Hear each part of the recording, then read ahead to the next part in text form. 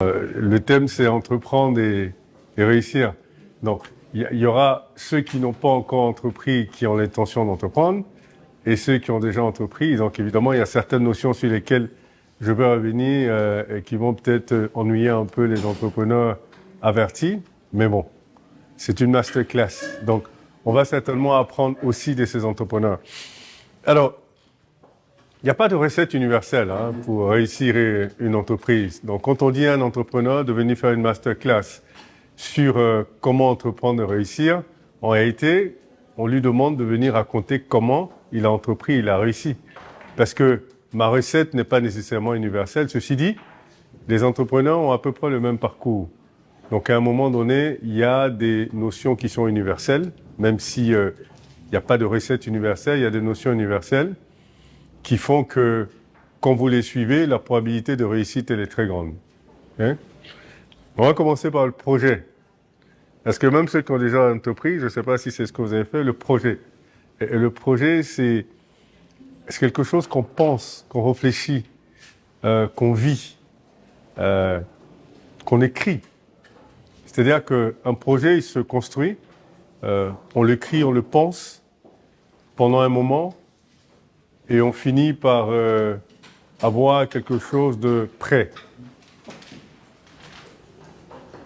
Alors, la première chose qu'on doit savoir quand on entreprend, c'est que votre projet doit répondre à un besoin de la société.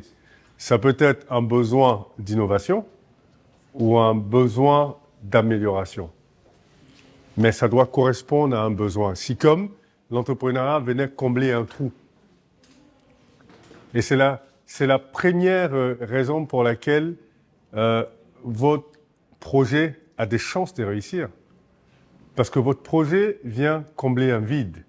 Sinon, il n'a pas d'intérêt. Donc, un besoin d'amélioration, ça veut dire ce que vous voulez faire existe déjà. Mais vous voulez faire mieux. Donc, ça veut dire que dans un projet d'amélioration, vous devez avoir une valeur ajoutée. Et donc, c'est la première question que vous vous posez. Quelle est la valeur ajoutée de mon projet? Si je veux faire un pressing, il y en a déjà 50 000. Pourquoi les gens viendraient chez moi et pas chez les 50 autres 1000? Et si vous n'arrivez pas à répondre à cette question, ce n'est pas la peine d'entreprendre. Mais si vous arrivez à répondre à cette question, c'est qu'évidemment, votre projet a une probabilité de vivre qui est extrêmement importante. La deuxième chose, c'est un besoin d'innovation. Donc évidemment, vous avez identifié ce besoin, ok? Mais il n'y a aucune solution à ce besoin-là dans votre environnement. Comprenez innovation, les innovations sont contextuelles, parce que ça peut être quelque chose qui existe ailleurs, mais qui est une innovation chez vous parce que ça n'existe pas chez vous. Donc innovation, ça ne veut pas dire que c'est vous qui l'avez créé, mais c'est vous qui l'avez apporté dans cet environnement où on en a besoin et il n'existe pas. Donc, vous créez cette innovation-là. Ok? Donc voilà les deux raisons pour lesquelles il faut entreprendre. Il est plus facile d'entreprendre dans l'amélioration que dans l'innovation. Parce que dans l'innovation, vous avez tout à expliquer, vous avez une pédagogie extraordinaire à faire, vous devez faire réaliser aux gens qu'en réalité, ils ont ce besoin-là. Ça, c'est la première chose. La deuxième chose, vous devez leur expliquer comment votre projet ou comment votre solution répond à ce besoin-là. Parce que à la fin de la journée, le client est en réalité la raison de votre projet. Donc, dans le projet, ce n'est pas votre intérêt, c'est l'intérêt du client. Si lui n'est pas convaincu, vous pouvez être convaincu de votre projet. Si lui n'est pas convaincu de votre projet n'a pas de sens, en réalité. Parce que c'est pour lui que vous faites ça. Donc, innovation et amélioration. Amélioration, quand vous êtes dans une logique d'amélioration, il faut chercher une niche. Parce qu'en réalité, c'est ça. C'est-à-dire que la valeur ajoutée, c'est ça dans la niche. Donc, je prends toujours l'exemple, je reviens à l'exemple du pressing. Regardez la majorité des pressings, vous allez déposer vos affaires et vous les récupérez après quand c'est terminé. Si vous vous dites, écoutez, les gens ont pas le temps, ils doivent descendre des enfants à l'école, ils sont pressés, ils ont des meetings, le soir ils sont fatigués. Et si je faisais, je créais un système, une application qui faisait qu'on identifiait mon pressing, on choisissait les habits qu'on voulait mettre, on mettait des commentaires, on mettait son adresse, on fait le paiement, enfin, on obtient le paiement, on fait le paiement, on vient chercher vos affaires à la maison, on les nettoie, on les ramène chez vous. Ça, ce serait une valeur ajoutée. Et ça coûterait peut-être 1 euro de plus ou 2 euros de plus, mais la perte économique qu'on subit quand on doit aller déposer les affaires, aller les chercher, est certainement plus importante que 2 euros. Donc là, vous apportez une valeur ajoutée. Et là, vous devenez intéressant pour les clients, en réalité. Donc oui, ils peuvent laisser les 50 000 qui existent et venir chez vous, parce que vous apportez une valeur ajoutée. Donc vous devez chercher toujours les niches. Ça, c'est la première raison pour laquelle vous devez chercher les niches. La deuxième raison pour laquelle vous devez chercher les niches, c'est que quand vous êtes dans une logique d'amélioration, ça veut dire que le business existe déjà. Donc, il y a de la compétition. Donc, ceux qui sont déjà là, ils ont de l'expérience, ils ont les clients, ils ont tout ce que vous voulez, et vous arrivez en tant que nouveau. Vous n'avez pas l'expérience, vous n'avez pas les clients, et vous venez dans un marché compétitif. Donc, vous venez avec beaucoup de faiblesse. Donc, si vous allez faire les mêmes choses qu'eux, vous êtes perdant dans cette compétition-là. Mais quand vous venez être pionnier dans une niche, il n'y a personne dans cette niche. Donc, le temps que les gens réalisent que votre niche est profitable, vous êtes le pionnier, vous êtes connu dans cette niche-là. Donc, eux, ils viennent être des challengers, mais vous avez pris une longueur d'avance. Donc, au démarrage, voilà l'état d'esprit dans lequel vous devez être quand vous voulez entreprendre. Ce que ça veut dire qu'on réfléchit beaucoup avant d'entreprendre. On n'entreprend pas par mimétisme. On ne va pas créer un business parce qu'on pense que ça marche pour tous ceux qui sont dans ce business-là. Donc finalement, le business est une extension de vous. Tout ce à quoi vous pensez que vous pouvez avoir à faire quand vous montez un business, mais vous pensez à ça avant. C'est-à-dire que vous ne créez pas le business, vous l'avez sur papier, vous avez créé l'entreprise, et maintenant vous posez des questions. Mais qui sont mes clients? Mais comment je finance ce business-là? Est-ce que mon produit sera mieux que les autres? Non. Toutes ces questions, vous les posez avant. Une fois que vous créez la société, vous êtes comme dos au mur. C'est-à-dire que vous avez un mur derrière vous. Dès que vous faites 2 pas en avant, le mur, il avance. Il est toujours derrière vous. Il n'y a pas de possibilité de faire marche arrière. Donc, ça veut dire qu'en réalité, l'état d'esprit dans lequel vous êtes quand vous entreprenez, c'est que la probabilité d'échec est nulle. Ça, c'est l'état d'esprit dans lequel vous êtes. La probabilité d'échec est nulle. Sinon, pourquoi vous allez entreprendre quand vous pensez qu'il y a une probabilité d'échouer? Ça n'a pas de sens. Enfin, pour moi, ça n'a pas de sens. C'est-à-dire, si vous savez d'avance que vous allez échouer, mais enfin, ça sert à rien de gaspiller votre argent. Autant prendre ça à voyager, au moins vous profitez de ça. Donc, la probabilité d'échouer est nulle. Ça veut dire que l'état d'esprit dans lequel vous êtes va déterminer si vous réussissez ou pas. C'est en ça que l'arrogance positive est très importante. C'est-à-dire que vous dites qu'il n'y a pas de raison que je choisis ce projet. Et parce que c'est vous qui décidez, c'est vous qui prenez les stratégies. Donc c'est extrêmement important. Donc vous avez créé le projet. OK? Mais il y a une chose qui est extrêmement importante dans la conception même du projet, c'est votre capacité à maîtriser la psychologie de votre environnement. On ne peut pas entreprendre dans un environnement qu'on ne connaît pas. Donc, quand je discute avec les gens ici qui disent « je veux investir en Afrique », vous êtes déjà allé en Afrique? Non. OK. Et comment voulez-vous investir dans un pays où vous n'avez jamais été ou sur un continent où vous n'avez jamais été? vous devez... je vous disais que l'investissement, c'est une extension de vous. Ce que ça veut dire, c'est que si vous voulez investir dans un environnement, vous devez sentir l'environnement. Vous savez, prendre l'avion, arriver dans un pays, il y a une connexion énergétique qui se crée avec cet environnement. Des fois, c'est une mauvaise énergie. Vous vous rendez compte tout de suite que vous ne vous sentez pas à l'aise. Et il y a des endroits où vous arrivez, vous avez comme l'impression que vous êtes né dans cet endroit-là. Et donc, quand vous n'arrivez pas à créer cette énergie-là, ça ne sert absolument à rien parce que tout est psychologique. Si vous ne créez pas de connexion, vous ne pouvez pas. Donc, connaître l'environnement, être à l'aise avec l'environnement, c'est un élément sine qua non de réussite. Connaissez l'environnement. Et quand vous connaissez l'environnement, vous configurez votre projet en fonction de l'environnement.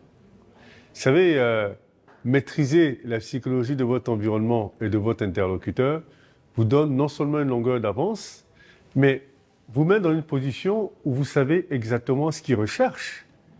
Parce que c'est ça, en réalité. Vous voulez donner une solution que les gens veulent.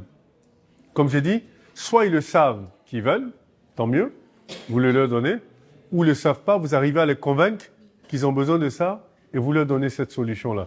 Dans cet environnement, vous devez le connaître, vous devez le maîtriser. C'est extrêmement important. Connaître, maîtriser la psychologie non seulement de votre environnement, mais de vos interlocuteurs. Et ça nécessite d'être patient, ça nécessite d'être à l'écoute, ça nécessite d'être bon observateur, et ça nécessite également de parler aux gens dans cet environnement et qui sont dans les secteurs d'activité dans lesquels vous voulez rentrer. Les études de marché que vous allez lire, quelqu'un va vous faire une étude de marché et vous la donnez, vous allez lire l'étude de marché. Et vous ne pouvez pas prendre vos décisions uniquement sur l'étude de marché de quelqu'un d'autre. Parce que cette étude de marché, elle a aussi un côté subjectif. Donc cette personne vous a fait une étude de marché selon lui, sa subjectivité, même s'il a pris des paramètres quantitatifs universels, mais il y a un côté opinion dedans, il y a un côté ressenti dans son analyse. Et c'est pourquoi c'est bien que vous fassiez vous-même votre propre étude de marché. L'étude de marché n'a pas besoin d'être scientifique. Elle n'a pas besoin d'être scientifique. C'est-à-dire que vous allez parler aux gens, vous voulez faire un pressing, vous allez parler aux gens qui ont des pressings. Vous êtes client, alors comment ça se passe? Voilà, il y a beaucoup de clients, c'est quoi leurs préoccupations? Est-ce que les gens se plaignent? Et vous avez souvent des problèmes. Quand vous faites une tâche sur l'habit de quelqu'un, quelle est sa réaction? Enfin, tout ça vous permet de ficeler. Ce que je veux vous dire, en fait, quand le projet il est bien ficelé au départ, avec le bon état d'esprit, ça peut vous paraître peut-être léger, mais c'est extrêmement important. Vous savez, si je prends l'exemple de Bloomfield, donc j'ai créé Bloomfield en 2007, donc il y a 17 ans.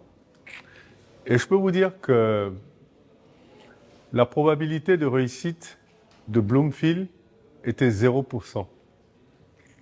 0% pourquoi? 0%, et j'en étais conscient, en l'état actuel des choses quand j'ai créé. 0% parce que il n'y avait pas d'environnement juridique et réglementaire pour la notation financière en Côte d'Ivoire et même dans l'Afrique francophone. Il n'y avait pas de clients naturellement. Et il n'y avait pas de narrative, puisque les gens ne savaient même pas ce que c'était. Donc ça veut dire que quand tout le monde me disait ça ne va pas marcher, ils avaient raison. Eux, ils les disaient en fonction de l'environnement.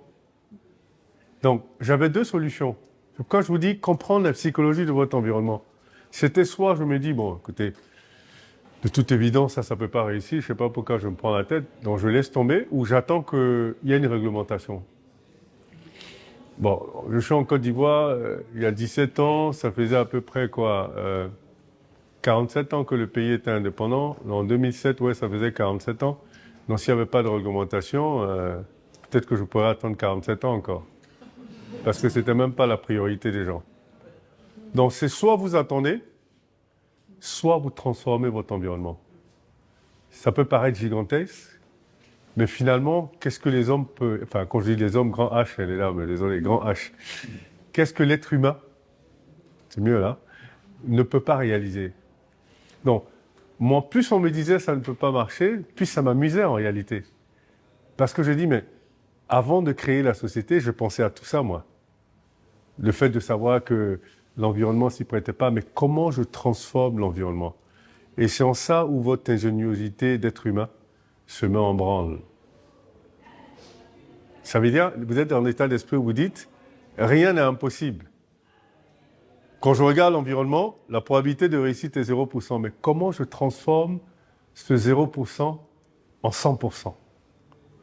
Vous êtes le seul à être convaincu de ça. Mais c'est ça le plus important. C'est pas le fait que les autres soient convaincus. S'ils sont tous convaincus que vous n'êtes pas convaincus, ça ne marchera pas. Si vous êtes convaincus qu'ils ne sont pas convaincus, ça peut toujours marcher. Donc, c'est en ça, vous mettez votre stratégie. Je dis, la première stratégie, c'est déjà, pour moi, je suis dans un environnement où, quand quelque chose n'est pas réglementé, ça n'intéresse pas vraiment les gens, surtout si c'est un business sérieux. On parle de finance. Donc, la finance vous fait penser tout de suite à la réglementation. Donc, je me dis, s'il n'y a pas de réglementation, les gens ne prendront pas ce business au sérieux. Donc, ça veut dire que je dois convaincre les autorités de régulation pour mettre en place une réglementation. Donc, imaginez-vous, moi je sors comme ça, je viens, je dis, bon, je vais convaincre les autorités de régulation du marché financier pour mettre une réglementation en place parce que moi j'ai créé une agence de notation financière. Vous voyez un peu les challenges. Deuxième chose, je dois créer des clients puisqu'il n'y en a pas. Comment je crée des clients? Et troisième chose, les gens ne savent même pas de quoi il s'agit. Comment je crée la narrative? Donc, 3 gros challenges.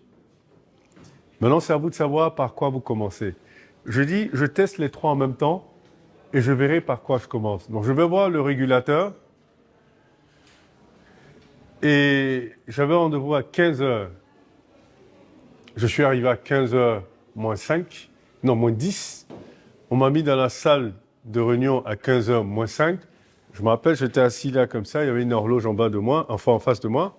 Et lui, il est rentré là. Et dès qu'il est rentré avec 2 de ses conseillers, le secrétaire général de l'autorité de régulation des marchés, il était 15 heures pile. Il s'assoit en face, ces 2 conseillers s'asseyent là. Il me dit, bonjour monsieur, vous avez souhaité me rencontrer, je vous écoute. Bon, je pense que le message est très clair. J'ai pas le temps. Racontez ce que vous avez raconté et dégagez. Donc, je fais mon elevator speech. Dans mes 1 minute 40 de speech. Je résume en 1 minute 40 tous les speeches que j'avais à faire. Je finis, il pose peut-être 3 secondes. Il dit bien noté, merci, bonne chance, au revoir. Et il s'élève, il s'en va. Donc je suis assis, je regarde l'horloge. Il était 15 heures 2 minutes. Je dis OK. Donc mon challenge, c'est comment je fais et lui me rappelle dans la même salle et qu'on parle au moins 2 heures de temps. Ça, c'était mon challenge. Donc une fois que j'ai dit ça, je sors, comment je fais? Je me dis, je connais la psychologie des régulateurs, puisque je l'ai apprise, je vous ai dit, il faut connaître. Les régulateurs sont des gens qui aiment contrôler. Donc, et moi, je suis une société commerciale. Donc ça veut dire que j'ai le droit de faire de la notation financière. Sauf que pour que ma notation soit reconnue sur le marché, il faut qu'il y ait une réglementation et que je sois agréé. Mais faire de notation, j'ai le droit. J'ai dit, OK, donc ce que je vais faire maintenant, c'est faire des notations et communiquer au maximum sur ces notations. Et les gens vont en parler et lui sera gêné de savoir qu'il y a une société financière qui fait des notations, qui doit être sous son autorité, mais qui n'est pas sous son autorité. Mais la seule façon pour moi d'être sous son autorité, il faut qu'il crée la réglementation et que je sois agréé pour que je lui rende compte. Maintenant que je dis ça, il faut que je trouve les clients. Et donc, c'est en ça que la communication, quand vous montez un business, est extrêmement importante. Aujourd'hui, vous avez la chance, communication gratuite, Internet. Je ne dépense quasiment rien pour faire mes coms, sauf quand j'organise des événements. Et même quand j'organise mes événements, aujourd'hui, à cause de ma notoriété, tout est couvert. Tout est couvert toujours à 100%. Mais avant, j'utilisais Internet. Et je me dis, dans la communication, et ça c'est extrêmement important, il y a deux choses qui attirent les gens. La première chose, c'est le branding de votre entreprise. Le nom que vous donnez à votre entreprise est extrêmement important. Je veux dire, s'il y a une chose que vous devez éviter, c'est ma société s'appelle 2AI ou bien 2B4. Enfin, ça, c'est complètement négatif. Quoi. Parce qu'il faut que les gens cherchent à déchiffrer ce que ça veut dire, ils passent à autre chose. Il faut donner un nom qui accroche. On me demande toujours, mais pourquoi vous avez donné Bloomfield? Je dis, mais honnêtement, quand vous entendez Bloomfield, est-ce que ça ne vous donne pas envie d'aller plus loin? Donc, le nom est extrêmement important. Donnez des noms propres. Donnez pas Société française de développement. Tout ça, c'est trop banal. Ça accroche pas les gens. Il faut donner des noms propres. Bowman, Bloomfield, Bloomberg, enfin, ce que vous voulez. Mais des noms propres. Et ça attire les gens. Et donc, je me suis dit, et ça, c'est la première chose. La deuxième chose, il faut, quand vous êtes dans un environnement, là, je vous parle de l'environnement africain que je connais.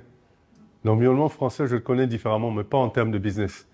L'environnement africain, le personal branding, il est plus, quand vous commencez une entreprise, donc vous commencez de scratch, le personal branding, il est plus important que le corporate branding. C'est-à-dire que votre personnalité va déteindre sur votre entreprise jusqu'à ce qu'elle atteigne une taille critique pour que ce soit le contraire. Quand vous arrivez, je suis DG de Citibank, évidemment, on considère votre titre de DG de Citibank. OK? Mais quand vous arrivez, je suis DG de Bloomfield, on dit Bloomfield c'est qui? C'est quoi? Donc, si on vous connaît d'abord vous, après, on va dire, mais Stan Zézé là, mais il fait quoi? Ah, il est DG de Bloomfield. Bloomfield fait quoi? Et petit à petit, vous finissez par équilibrer.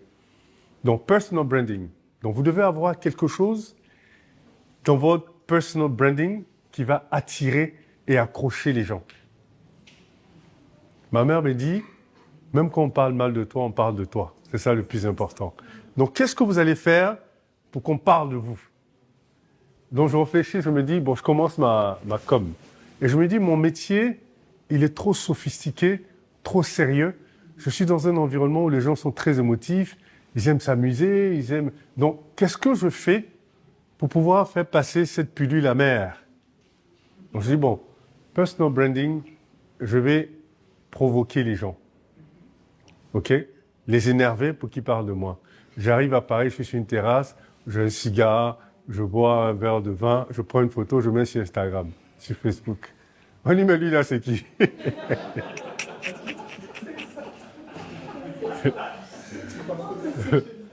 On dit, mais pour qui se prend lui là? Donc je commence à mettre des photos comme ça. On se dit, mais lui là, il est énervant lui. Et pendant que je fais ça, parallèlement, je parle de notation financière sur des vidéos dont on essaie de faire le lien. Et un jour, je regarde les commentaires et puis je vois, mais lui là, mais ses chaussettes rouges là, même, il dit quoi? Non? J'ai dit, OK. Et il y a un autre qui dit, oh, ça, c'est les gars, ils doivent être dans une secte. Ça c'est les francs-maçons, ça. Et donc, ça commençait à faire l'objet d'une discussion. Non, ça doit être des sectes. Ce qui vient des États-Unis, ça, il est certainement un skulk. C'est les gars qui boivent le sang des gens, là. Je me suis dit, bingo, chaussettes rouges. Ce sera ça, mon symbole. Donc, toutes les photos que je balançais maintenant, chaussettes rouges. On dit, mais il est fier de ses chaussettes, lui-là. Et donc, voilà. Donc, ça crée le symbole des chaussettes rouges. Donc, petit à petit, ils ont commencé à... Mais l'homme aux chaussettes rouges, là. Et on me dit un jour, le président de la Côte d'Ivoire parlait de moi, et puis il a dit, mais le jeune avec les chaussettes rouges, là. J'ai dit, bon, là, c'est bon. Et donc, je commençais à bombarder les gens de chaussettes rouges à gauche, à droite. On dit, mais c'est quoi son histoire, lui, les chaussettes rouges? Et vous savez, des fois, quand vous... toutes les fois, d'ailleurs, quand vous pensez très fort à votre business, vous êtes impliqué, vous bénéficiez de concours de circonstances. Je ne sais pas si comme les astres s'alignent pour vous, mais vous bénéficiez toujours de concours de circonstances. Moi, j'ai créé en 2007, je commençais mon personal branding. Donc, le personal branding commençait à prendre. Il y a ceux qui disaient, mais il est cool quand même, ce chaussette-là, c'est quand même élégant. Ça, c'était les femmes, ça. Et les hommes disaient, ah, mais il nous emmerde, lui, là. Et 2008, la crise de subprime aux États-Unis. Et on commençait à critiquer les agents de notation financière. Et donc, les gens commençaient à dire, mais ça, c'est pas le truc de Zézé, là, les 2A, les A+. Et donc, discussion à nouveau.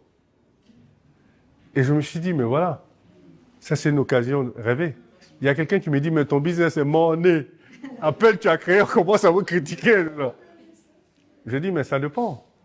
Vous pouvez voir le verre à moitié plein ou à moitié vide, mais c'est la même quantité. Donc moi, je le vois à moitié plein. Donc moi, je rentre dans la brèche, je fais un communiqué, je dis justement, parce que ces agences internationales ont foutu la merde sur le marché financier, il faut des agences africaines. Et c'est ce que nous, on propose comme solution. Et comme nous, on s'était engouffré dans une brèche, je vous parlais tout à l'heure, les agents de notation financière, je ne peux pas faire de concurrence avec elles. Ça faisait quoi? Moody's, ça faisait 120 ans qu'ils existaient. Standard & Poor's, 80 ans. Fitch, 50 ans. Enfin, moi, j'arrive, là, je ne peux pas me comparer. Donc, j'ai trouvé une niche. Eux, ils font de la notation financière en devises étrangères, donc universelle. Moi, je dis, je fais la notation financière en monnaie locale. Pour chaque pays, je fais sa notation spécifique en fonction de sa monnaie. Donc, ça, je crée moi. Et donc, au début, tout le monde trouvait ça incongru, tout le monde trouvait ça un peu bizarre. Mais aujourd'hui, force est de constater qu'eux se cachent pour faire la même chose que ce que je fais. Aujourd'hui, ils veulent faire la concurrence avec moi, mais ils ne peuvent pas, je suis trop loin devant. Et moi, aujourd'hui, quand eux, ils rentrent en concurrence, c'est moi qui deviens le balèze, et eux, c'est les petits minés. Vous voyez? Donc, je suis rentré dans cette brèche et les gens ont commencé à comprendre. 2009, donc 2 ans après, la patience, je vous ai parlé de patience. Et je vous dirai tout à l'heure comment vous bouchez le trou pendant que vous patientez. Parce que vous pouvez avoir votre client 1 an après, 2 ans après, 3 ans après. Mais dans le laps de temps, qu'est-ce que vous faites? Donc, premier client en 2009, on communique tout azimut. On avait comme l'impression qu'on avait fait 10 000 notations alors que c'était une seule. Mais on communiquait tellement. Deuxième notation. Troisième notation. Devinez qui m'appelle? Ah ben le régulateur. Donc le régulateur m'appelle après 3 notations. Je reviens dans son bureau. On parle pendant 3 heures. Et là où il est très gêné, oui, mais vous comprenez, vous faites de la notation. Les gens peuvent utiliser ça pour prendre des positions business, mais vous n'êtes pas agréé. J'ai dit, bah moi je veux bien être agréé. Il faut mettre en place la réglementation. Et je dis, ah ben ouais, là, on n'a pas trop le choix, là. Je dis, bah ouais, c'est ce que je pense aussi. Donc, mais l'avantage, c'est que comme j'ai initié, on m'inclut dans les discussions pour la réglementation. Puisque eux, ils sont obligés de lire les documents sur les agences internationales. Et moi, je leur dis la spécificité de ce qu'on doit faire sur notre marché. Et donc, pendant la discussion, je glisse dans la réglementation que la notation doit être obligatoire pour encourager les gens. Parce que bon, si je suis régulé, il faut que ce soit obligatoire. Et donc, ça devient obligatoire.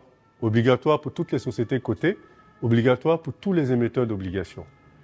Donc, une fois qu'ils ont fait ça en 2009, donc je rentre dans une probabilité de réussite qui devient de 0 à 100%.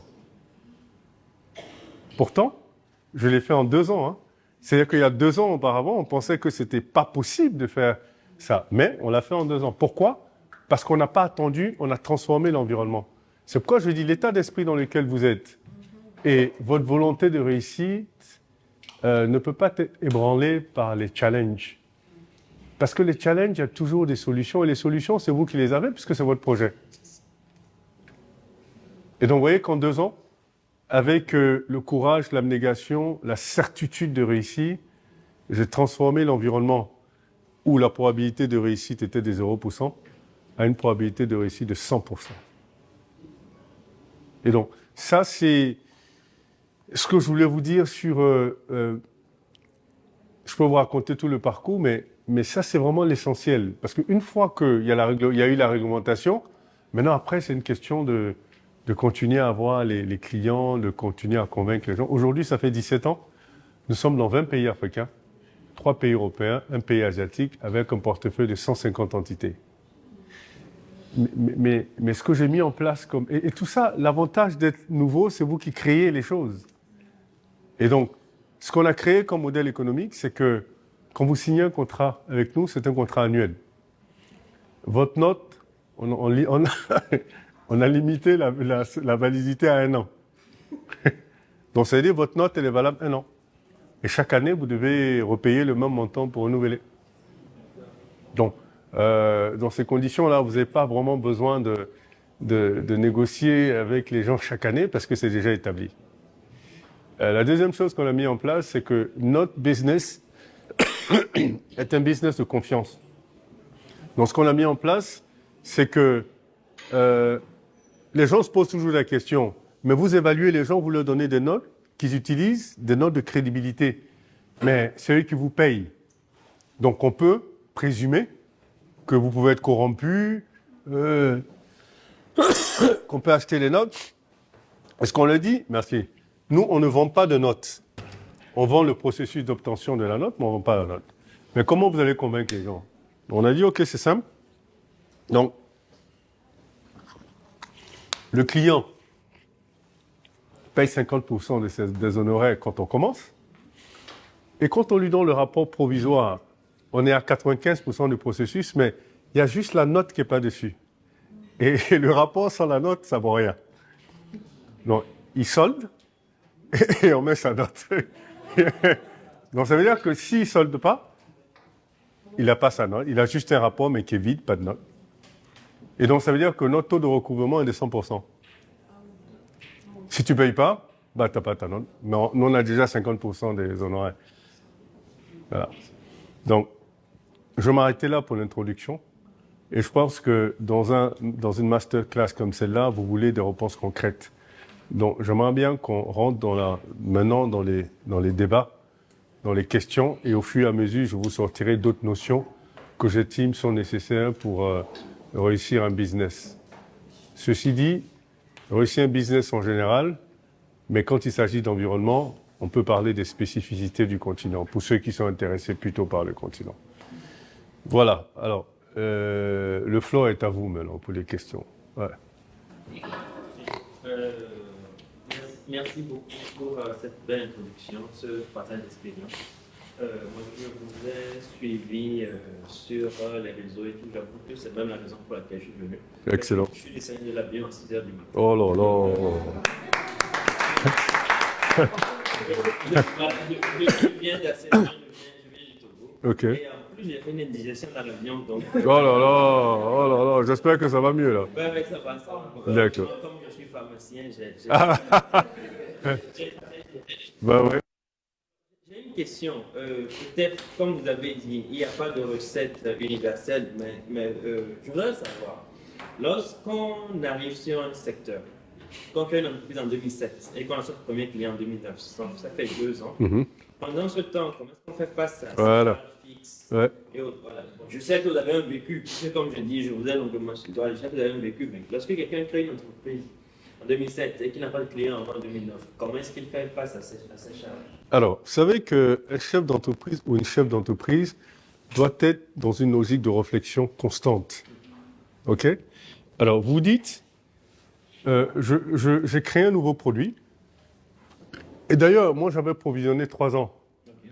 Parce que quand je regarde toutes les agents de notation financière, ça leur a pris 3 ans pour avoir leur premier client. Donc, j'avais provisionné 3 à 4 ans. Je me dis, bon, comme je suis dans un environnement plutôt neuf, je me dis, mais pendant ce temps, qu'est-ce que je fais? Et donc, c'est là où vous cherchez des dérivés de votre produit qui sont consommables immédiatement. Et les dérivés de mon produit, puisque je suis dans un environnement où les gens ne savent pas vraiment ce que c'est, le dérivé de mon produit, ce serait la formation.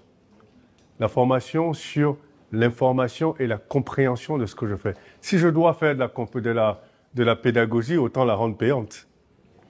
Donc, je vais targeter des structures qui en auront forcément besoin, dans les banques, les institutions financières, les fonds de pension, les assurances et tout ça. Donc, je faisais des séminaires, un séminaire par trimestre. Et un séminaire par trimestre me rapportait 22 000 € par trimestre. Donc, 22 000 euros par trimestre, bah écoutez, ça me fait 88 000 euros à l'année. C'est bien pour couvrir les charges, quand même, surtout qu'on était 3. Ma femme faisait la comptabilité, et puis j'avais une stagiaire, parce que ma femme est ingénieure comptable et financier, et puis j'avais une stagiaire. Donc on était 3, première année, deuxième année aussi on faisait les séminaires. Et après on a eu le premier client, mais on faisait quand même les séminaires pour ajuster, mais moins de séminaires. Donc c'était 2 séminaires par an au lieu de 4. Et ensuite, après, on n'a plus fait de séminaire. D'ailleurs, les gens demandaient, mais pourquoi on fait plus de séminaire? Ça va, maintenant, on n'a plus besoin de remplir. Voilà. Donc, c'est ça, vous trouvez un dérivé. Moi, mon dérivé de mon produit, c'était ça. Donc, c'est à vous de réfléchir et de trouver un dérivé. Mais la formation, c'est toujours extrêmement important. La formation est une source de revenus extraordinaire et les gens ne réalisent pas. Mais on est dans un monde où on a constamment besoin de mise à jour, donc besoin de formation. C'est beaucoup plus facile, les formations, quand vous êtes dans l'innovation, parce que les gens ne savent pas, ils ont envie de savoir, ils ont envie de se former. Mais même quand vous êtes dans quelque chose qui existe toujours, qui existe quand même, dans cette logique de formation, trouvez une niche également. Si c'est des formations que les gens font, quelle valeur ajoutée vous apportez dans le type de formation que vous allez faire? Donc ça, moi, c'est ce que j'ai fait pour moi. Maintenant, vous pouvez trouver autre chose en fonction de vos dérivés, quoi. OK? Merci.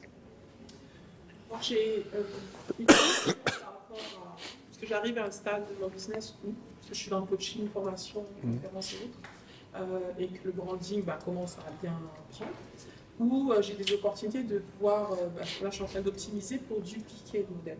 Pour que, par exemple, en Afrique, on me demande est-ce que tu peux organiser tes conférences en Afrique sous couvert que, voilà, je puisse trouver des sponsors, ce genre de choses.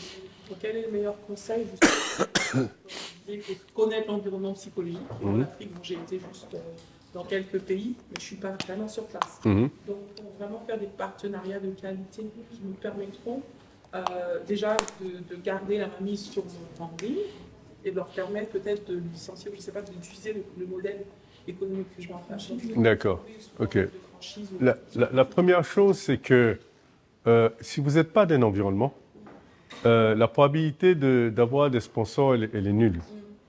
OK, donc pensez à faire un premier événement qui va se sponsoriser, ça ne va pas marcher.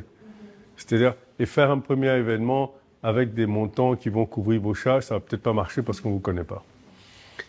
Si vous avez targeté l'endroit où vous voulez partir, c'est peut-être commencer dans votre communication au réseau, commencer à targeter justement la communauté de cet environnement-là. Et aujourd'hui, je crois que ce que les gens commencent à faire, pour les coachs surtout, qui peut être très intéressant pour se faire connaître et en même temps gagner de l'argent sur ce processus, c'est peut-être faire des capsules payantes, par voie d'abonnement, des capsules payantes sur des sujets bien précis, où les gens s'abonnent et ils payent soit au mois, soit à l'année, et vous faire connaître dans cet environnement-là, avoir un peu les cash et aller organiser un event complètement gratuit. OK? Gratuit, mais que vous avez, pour lesquels vous avez levé des fonds. Et donc, en réalité, gratuitement, vous ne faites pas de perte. OK? C'est très important. Et vous faites beaucoup de bruit sur la communication. Comme je dis aujourd'hui, il n'y a pas besoin de se casser la tête à aller financer des campagnes de communication pendant qu'on peut communiquer sur les réseaux gratuitement. C'est-à-dire que communiquer en abondance sur les réseaux gratuitement avec des capsules vidéo et vous faites votre événement et après, vous capitalisez sur le post-event, sur la communication post-event. Et donc, quand vous allez refaire un nouvel... et c'est comme ça que ça vous permet aussi d'attirer les partenaires éventuels que vous ne connaissez pas. Et vous allez apprendre à les fréquenter, à les connaître jusqu'à la prochaine conférence. Donc, on ne peut pas... C'est difficile de dire qu'on connaît des gens quand on ne les a pas fréquentés, quand on n'a pas parlé business avec eux. Ça, donc. Même si on vous présente, oui, c'est l'opportunité de rencontrer des gens, mais après, vous ferez votre propre idée en discutant avec eux. Mais vous devez faire vos preuves. Voilà. Donc, tout ce que vous faites comme business, soyez pas surpris qu'au début, personne ne vous fasse confiance. Enfin, ce serait quand même un peu effrayant qu'on vous fasse confiance pendant que vous n'avez pas fait vos preuves. Vous devez faire vos preuves. C'est-à-dire que voyez ça comme un challenge naturel. Vous savez, des fois, je me rappelle quand je montais le business, les gens me disaient, mais tu sais, les Africains ne font pas confiance aux Africains. J'ai dit oui, peut-être que les Africains ne prouvent pas aux Africains qu'ils sont capables de faire des choses. Non, une fois que vous avez prouvé, je dis, ça devient universel à la fin de la journée. Quelqu'un qui veut faire du business, au départ, il aura des considérations émotives, peut-être que des considérations de personnes, des considérations d'ethnie, de tout ce que vous voulez. Mais après, quand il se rend compte que finalement, son intérêt, lui, est dans ce business, il oublie toutes ces considérations. Parce qu'à la fin de la journée, c'est ça, c'est qu'un business doit être, vous devez être dans une logique gagnant-gagnant. C'est pourquoi, chaque fois que vous voulez faire un business avec quelqu'un, arrangez-vous pour mettre au devant ce que lui ou elle va avoir comme intérêt. Et c'est ça qui va les attirer, tout simplement. Donc voilà. Merci. Alors? Ouais. Donc, vous avez parlé de connaître la psychologie de l'environnement dans lequel on travaille. Où vous étiez aux États-Unis avant d'aller en Côte d'Ivoire. Même si vous êtes né en Côte d'Ivoire, vous avez fait votre temps, vous êtes formé aux États-Unis. Comment après vous avez fait pour réapprendre, parce que le temps a passé, le temps a changé. Comment vous avez fait pour réapprendre et pour vous adapter à l'environnement, surtout que ce n'était pas les mêmes pratiques? Alors, je suis très chanceux d'avoir justement une triple culture. Ce que j'ai fait 10 ans en France quand même d'abord, avant de partir, fait 15 ans aux États-Unis. Et je vous disais tout à l'heure, c'est-à-dire que ne faudrait pas que cette culture additionnelle que vous acquérez devienne un obstacle pour votre culture d'origine. Donc, pour moi, quand on me demande comment je fais pour me réadapter, je dis il n'y a pas de réadaptation. Je suis africain, quel que soit où je vis. Donc, c'est-à-dire que j'ai toujours été africain dans ma tête. Donc, avoir des cultures additionnelles, c'est excellent, mais ça ne me change pas. Donc, quand je reviens en Côte d'Ivoire, je ne viens pas à l'aventure. Je reviens d'où je suis parti. Donc, pour moi, il n'y a pas eu d'ajustement. Par contre, je viens avec de nouvelles idées, avec 3 cultures. Donc, évidemment, j'ai l'impression de pouvoir apporter quelque chose aux autres. Sauf que quand je viens, je vais peut-être me réhabituer à mon environnement, mais j'observe avant. Je ne viens pas sur mes grands chevaux et donner des leçons aux gens. Non. Je vais observer comment les gens opèrent. Et je vais être dans une logique de suggestion. Je vais dire aux gens, oui, je vois comment vous êtes en train de faire le business et je regarde les résultats. Je vois qu'ils sont moyens, vous voyez qu'ils sont moyens. Mais moi, je voulais vous proposer autre chose. Peut-être que si vous essayez ça, vous verrez, peut-être que ça donnera des résultats différents. Vous suggérez des choses aux gens, vous ne leur imposez pas. Le vrai problème des gens de la diaspora, quand ils arrivent, ils veulent donner des leçons. Vous savez que quand vous arrivez dans une culture, quand je vous parle de connaître la psychologie de votre culture, vous arrivez dans une culture où les gens sont émotifs. Donc, ils prennent tout personnellement. Donc, si vous venez leur dire, mais ce que vous faites là, ça, c'est pas comme ça on fait, moi, je vous montrer comment on fait, mais il prend ça personnellement. Vous dites qu'il est nul. Forcément, il prend ça personnellement. Mais si vous dites, j'ai vu ce que vous avez fait, j'ai vu les résultats, qu'est-ce que vous en pensez? Vous voyez, c'est un peu moyen. Écoutez, j'ai une autre technique, peut-être que vous devrez l'essayer et vous me direz ce que vous en pensez. Et il essaie votre technique et ça marche. Je dis, ah ouais, mais c'est magnifique. Oui, je préfère cette technique. Mais voilà, vous lui avez inculqué votre technique sans le frustrer. OK? Et donc, ça n'a pas été... Enfin, je suis arrivé, j'ai observé, je me suis remis dans le bain et puis j'ai commencé à suggérer des choses aux gens, même en termes de culture d'entreprise, en termes d'approche de business, en termes d'approche professionnelle et tout ça, mais je suggère des choses. Et c'est comme ça que progressivement, les gens embrassent votre nouvelle culture multidimensionnelle et vous aidez les gens à s'améliorer.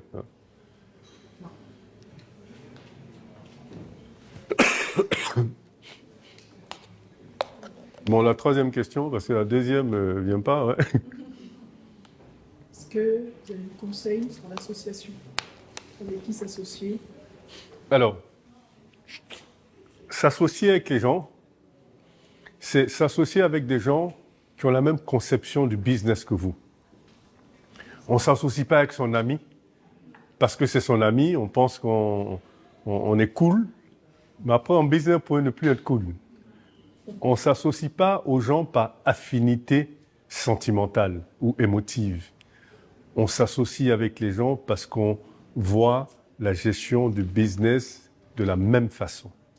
Parce qu'en réalité, faudrait pouvoir, si vous montez un business avec votre ami, puisque vous avez des relations personnelles, faudrait à un moment donné, si vos relations personnelles souffrent, parce que vous n'entendez pas sur quelque chose, que vous puissiez continuer à faire du business. Vous voyez ce que je veux dire? C'est-à-dire que vous ne parlez plus. Vous avez un problème personnel, vous ne parlez plus. Donc vous vous appelez plus, vous ne mangez plus ensemble. Mais quand vous venez au bureau, vous parlez, c'est comme il n'y avait rien. Mais vous parlez en tant que business partners. Si vous êtes capable de faire ça, à ce moment-là, vous pourrez être ensemble pendant je ne sais pas combien de temps et puis réussir votre business. Mais dès l'instant où vous commencez à mettre l'émotion dans le business, la probabilité d'échouer, elle est grande. Donc on s'associe avec les gens avec qui on pense qu'on a une vraie vision. Une vision commune de comment gérer un business. C'est surtout comment gérer un business. Parce qu'après, chacun a sa culture, chacun a ses émotions et tout ça. Mais vous devez avoir une culture commune qui est une culture business. C'est comme ça qu'on choisit ses partenaires.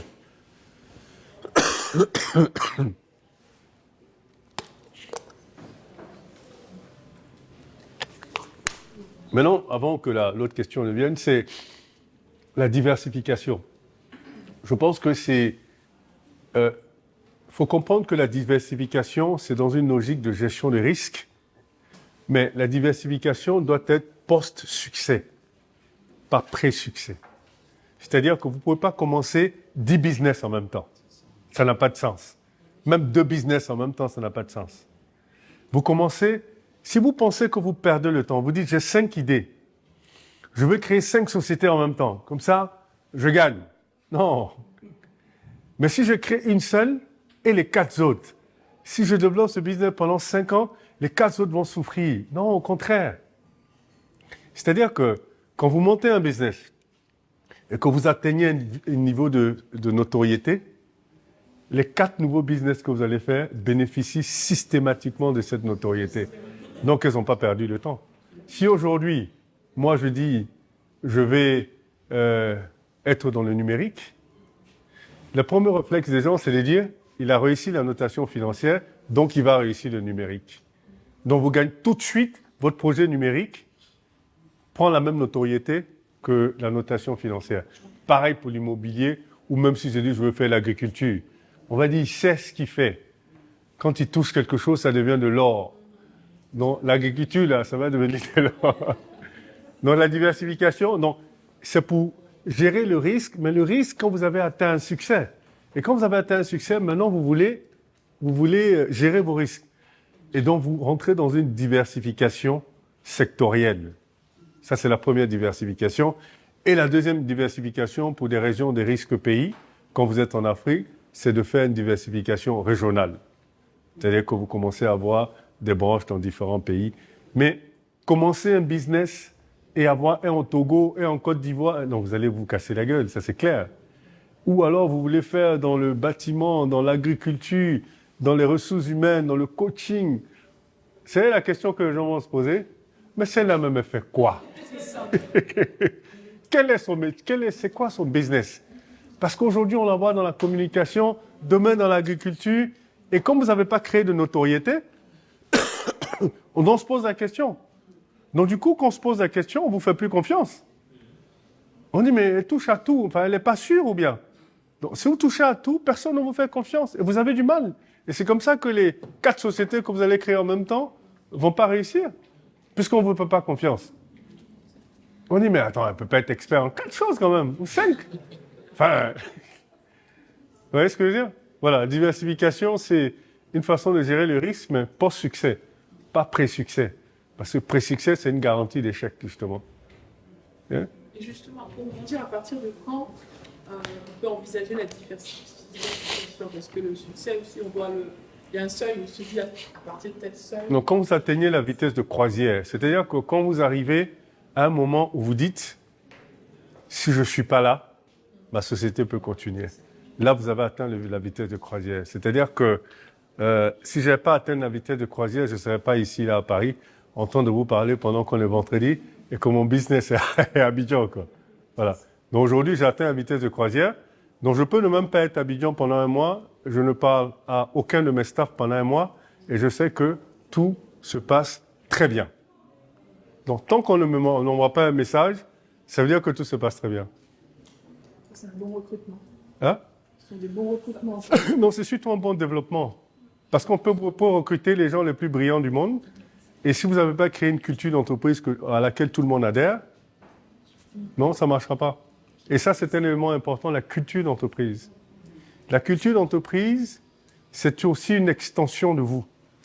C'est-à-dire que c'est vous qui fédérez vos employés autour de votre culture d'entreprise. C'est ça l'avantage de créer une entreprise. Vous la fabriquez. Vous fabriquez la culture d'entreprise depuis le départ. Et quand vous recrutez la première personne, elle adhère à cette culture d'entreprise, ça devient votre culture d'entreprise. Donc, au fur et à mesure que les gens rentrent, la culture d'entreprise se consolide. Elle se consolide.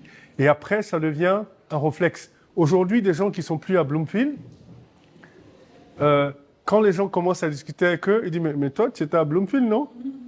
On dit, mais pourquoi on dit, mais tu parles comme eux, tu as l'air strict comme eux. Voilà.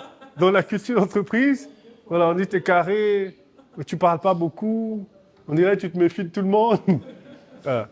Et je me rappelle, pour revenir sur ce que vous étiez en train de dire, quand je suis arrivé, je remarquais que les gens étaient distraits au travail. Quand j'allais dans les administrations où les gens étaient distraits. Ils sont au téléphone portable, même en open space, ils parlent pendant que les autres travaillent. Je me dis, mais on ne peut pas se concentrer dans ces environnements-là. Mais je n'ai pas critiqué. Quand j'ai créé ma société, au départ, on était en open space. On était dans un 3 pièces où le salon servait de salle de réunion. Et au fur et à mesure, les staffs ont commencé à se mettre au salon. Et je me rappelle on était dans un vieil immeuble. Donc, on avait un problème d'électricité. Et il n'y avait que la clim du salon qui marchait. Donc, pendant 3 jours, on travaillait tous là ensemble. Et alors, je me suis dit, je vais commencer à introduire la culture d'entreprise selon mon comportement. Pas selon ce que je dis à mes employés, mais selon comment je me comporte. Donc on s'assoit, mon téléphone sonne, portable. Je regarde mon téléphone et je le dépose, je ne décroche pas. Et je continue à travailler. Il sonne une deuxième fois, je regarde et je ne décroche pas. Il sonne une troisième fois, mais à des heures différentes. Je regarde, je sors et je reviens 1 minute après. Donc, je passe des messages sans rien dire. Ils ont compris que quand je regarde, ça veut dire, quand je dépose, ça veut dire que ce n'est pas important. Que je peux parler plus tard. La deuxième fois, ce n'est pas important. Quand je décroche, que je sors, c'est important, mais je ne reste pas longtemps. Je vais dire, je règle ça rapidement ou je trouve les solutions, mais je reviens rapidement. Donc, ça fait qu'ils comprennent que quand on est au bureau, on ne doit pas utiliser son portable, sauf en cas d'urgence, et pour un moment très court. Et donc, progressivement, j'ai vu que tout le monde faisait la même chose. Tout le monde faisait la même chose. Aujourd'hui, à Bloomfield, nous sommes 51, à Abidjan, en tout cas 51. Et quand je vais dans l'open space, où il y a les économistes, les analystes, on le fait exprès pour qu'on veut qu'ils travaillent ensemble. C'est que les managers qui sont dans les bureaux. Et je vois, c'est toujours très calme, toujours très silencieux. Et on a recruté, il y a quelque temps, 2 stagiaires et qui se trouvent être des amis à mon neveu. Donc mon neveu me dit un jour, « Tonton, mais les 2 stagiaires qui sont venus chez toi, il dit, chez vous, c'est un cimetière. » Ils disent, personne ne parle, personne ne parle. Et il dit, au début, c'était un peu gêné, quoi. Il s'est dit, mais putain, mais qu'est-ce qui se passe ici? Ça, c'est une secte. Et je dis, oui, c'est ça. C'est-à-dire qu'aujourd'hui, quand les gens ont envie de parler, à midi, ils se parlent. À midi, ils vont déjeuner, là, sur la terrasse, à la cuisine, ils discutent, mais quand ils viennent s'asseoir, ils travaillent. Pourquoi? Parce que c'est ce que je leur ai montré. C'est ce que je fais moi-même. Ils m'ont jamais vu en train d'avoir des comportements assez légers au bureau. Non, et donc ils font comme moi. Et je me rappelle, il y a un ministre qui m'a dit, mais petit frère, tes gens là, ils étaient venus faire des entretiens. Il dit, mais les jeunes là, qui sont chez toi là, mais ils sont comme toi. Mais il dit, sauf qu'ils sont comme toi, mais en plus méchants. Il dit, ils parlent pas, ils ne sont pas influençables. Il te pose une question, tu réponds autre chose, il te dit, c'est pas ce que je vous ai posé comme question. Il dit, oula. Et puis il dit, tu te dis, ils vont venir, tu es ministre, tu vas les impressionner. Ils ne sont pas impressionnés du tout. Il dit, je te dis, ils sont comme toi, mais en plus méchants. Voilà. D'autres questions? Je me posais la question de la réalité de l'économie parallèle en Afrique. Dans plusieurs pays, mais le constat que je me fais, c'est que l'économie parallèle est très, très, très présente. Et je me disais, mais est-ce que si on veut, c'est vrai que c'est difficile de transférer la même chose, mais quand on veut, comme vous, plus ou moins, vous avez inculqué une culture d'entreprise, quelque chose comme ça, est-ce que c'est faisable partout? Est-ce que dans tous les pays, c'est faisable? Déjà, il faut comprendre que on ne peut pas développer une économie avec un secteur avec une économie qui est fortement informelle. Parce que l'économie parallèle, c'est l'économie informelle. Vous savez, pour faire passer l'économie informelle au formel, c'est-à-dire réduire de façon significative l'économie informelle, c'est juste une question de volonté politique. D'accord. Parce qu'en réalité, quand on calcule le PIB, on calcule toutes les activités de l'informel aussi dans le PIB. Donc on sait où ils sont. C'est pas qu'on ne sait pas où ils sont sous la terre et ils sortent de temps en temps la tête pour respirer. Non, on sait où ils sont. Donc il faut une vraie volonté politique. Et pourquoi il y a un gros problème sur la volonté politique de le faire? Parce qu'il y a beaucoup de corruption. Et finalement, vous regardez les administrations, beaucoup de gens dans l'administration créent des sociétés à laquelle ils donnent des marchés publics. Même si c'est des petits marchés et tout ça. Donc ça veut dire que si ça rentre dans le formel, on saura que c'est sa société. Et ça pose problème. Donc volontairement, même quand on dit par exemple pour la fiscalité, je prends la Côte d'Ivoire, l'État dit, chaque fois que vous êtes une société anonyme, chaque fois que vous travaillez avec un menuisier informel ou un forgeron ou un plombier, vous devez systématiquement retenir 7,5% de ce que vous lui devez et reverser ça aux impôts. Mais les gens ne le font pas.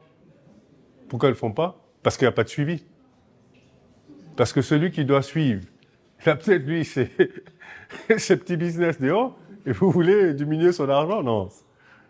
Donc c'est une vraie volonté politique et je crois que malheureusement, vous vous retrouvez dans des pays où il y a beaucoup de pression fiscale. Pourquoi? Parce que la fiscalité est sur 8% ou 10% du tissu économique. 10% de l'économie d'ailleurs. Et comme ils ne taxent que 10%, les taux sont très élevés parce qu'ils estiment qu'en ayant des taux élevés, ça leur permet de collecter plus d'argent, ce qui est complètement faux. Parce que plus le taux est élevé, plus vous poussez à la fraude. Mais ils ont encore une marge de manœuvre. Donc, je veux dire, c'est pas encore dramatique. Ils ont encore une marge de manœuvre de justement élargir l'assiette fiscale en formalisant l'économie.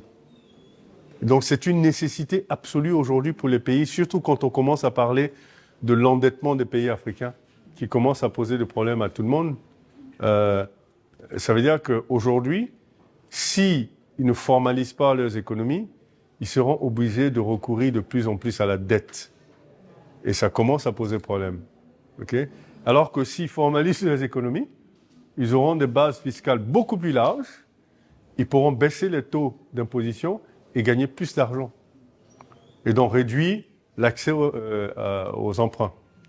Donc c'est une nécessité absolue. On ne devrait pas dire... ce n'est pas culturel, une économie informelle. Ça n'a rien de culturel. Ce sont des mauvaises pratiques économiques, tout simplement, et qu'il faut rectifier. Dans les pays développés, oui, ils avaient avant des économies fortement informelles, mais c'est pourquoi ils n'étaient pas développés.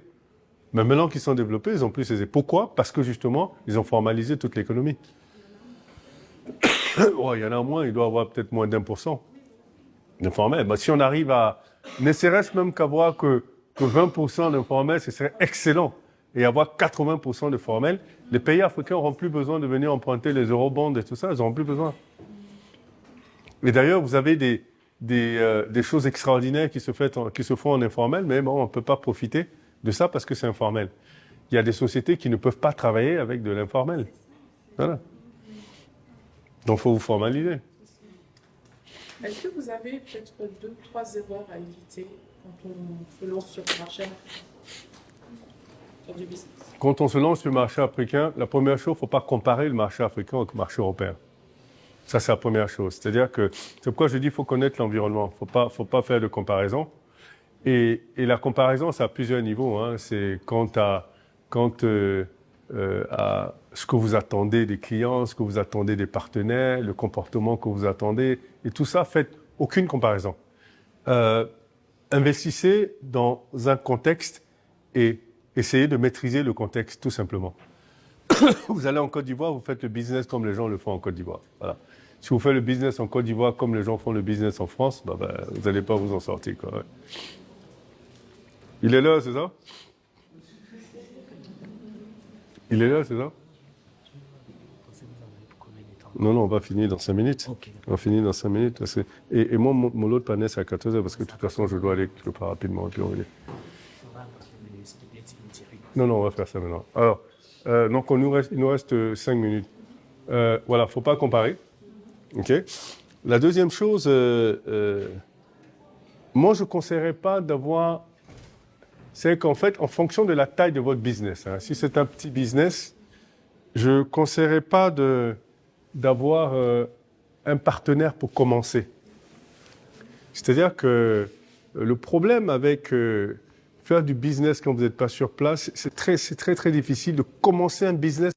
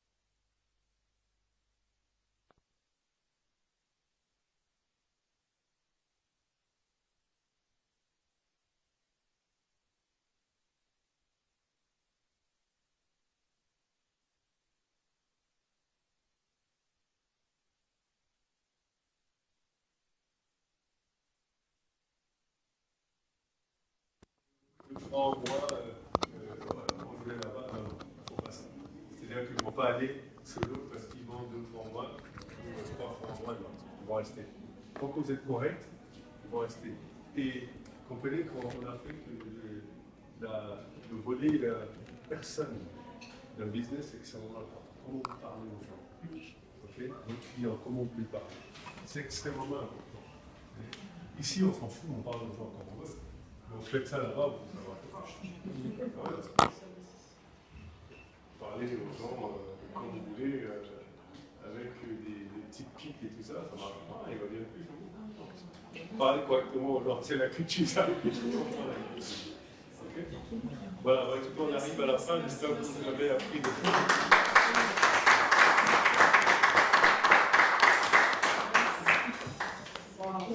Ceci dit, je reste disponible, hein, au cas où vous avez des questions supplémentaires dans la journée ou éventuellement après par mail. All right.